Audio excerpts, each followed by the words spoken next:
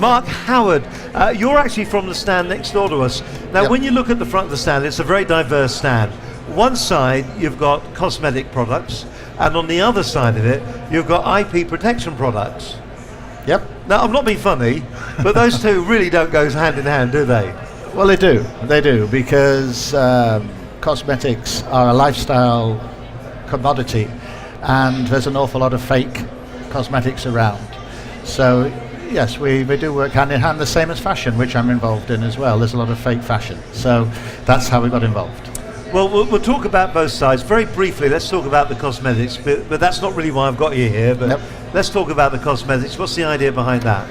They're from Denmark, and they are it's a company who've been in cosmetics for 44 years who sold out.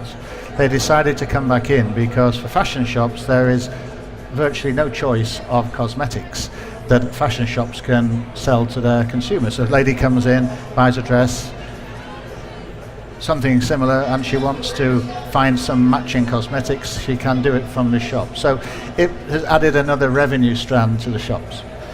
But since then, of course, we realised that it's just not fashion shops. We've had people coming on today who have got beauticians, have got sunbed shops.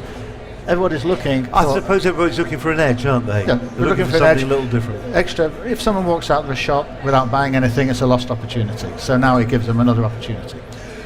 Okay, let's talk about the IP side. How did that all come about, and what is it about? What's it do?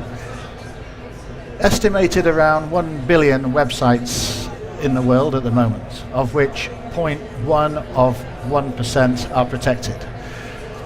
Every website is virtually scrapable, which means that there are scraping tools out there which allows you to go to that website, take off whatever collateral you want from that website, create your own website, change one letter on the domain, and you've got a ready-made website, and you can take earn sales from it. That money quite often goes to, well, drug barons or terrorist organizations, and people are making millions of pounds. But that is the extreme end of it, though, isn't it? A lot of people feel that there is nearly an open freedom to the website, to the web. The fact that if it's on the web, it's in the public domain. And that's the problem. And I think that everybody talks about firewalls and malware, which is all the back end. It doesn't actually protect the consumer. And we're trying to come in as a proactive side of it, protecting the consumer. I mean, here today, all these people are starting up businesses. But actually, they're going to go out. We've had a lot of IP lawyers coming to see us today. There's trademark registering people.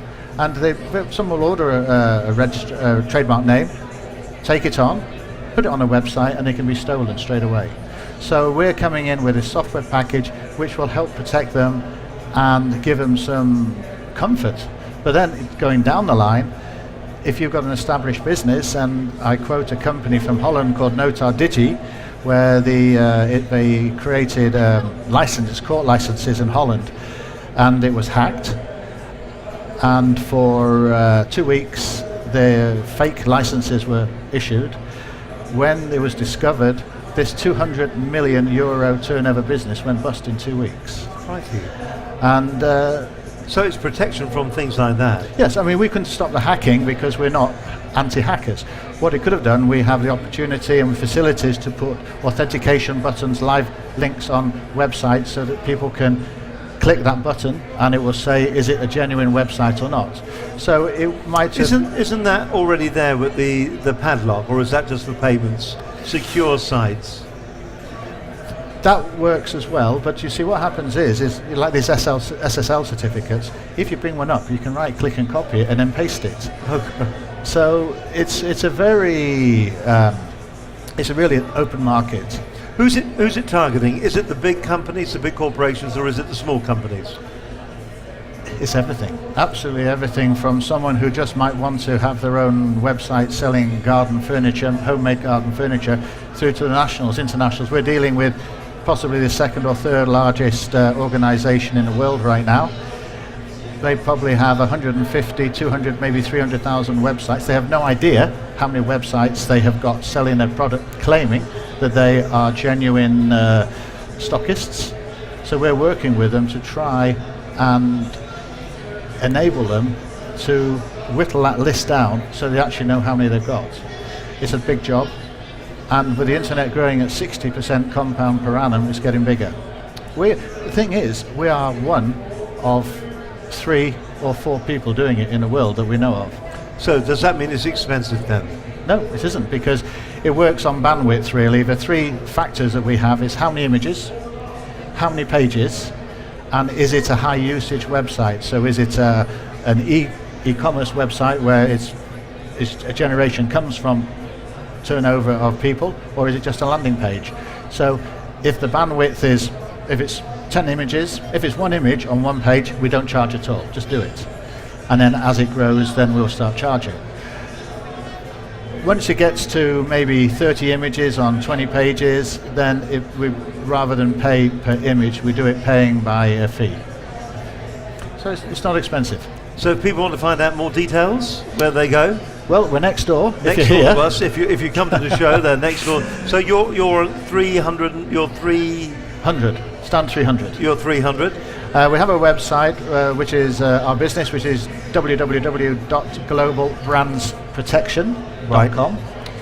And obviously you can, if you go on that website, you can talk to us. We have other solutions as well, which are an incredible selection of solutions. We have a 3D QR code protection system from Israel. We have ways of protecting flash pens, so if you lose one on the train, your image is it's encrypted and no one can get at it. We also have investigative teams for anything from counterfeit goods through to looking for lost people. So we've sort of joined together a few different top level executives and products, and we put it together. Our main baby though is the brand website. Well, listen, it's been really interesting talking to you. Just give the website name again. It's www.globalbrands with an S protection. Important you get the S in it. Global Brands Protection.com.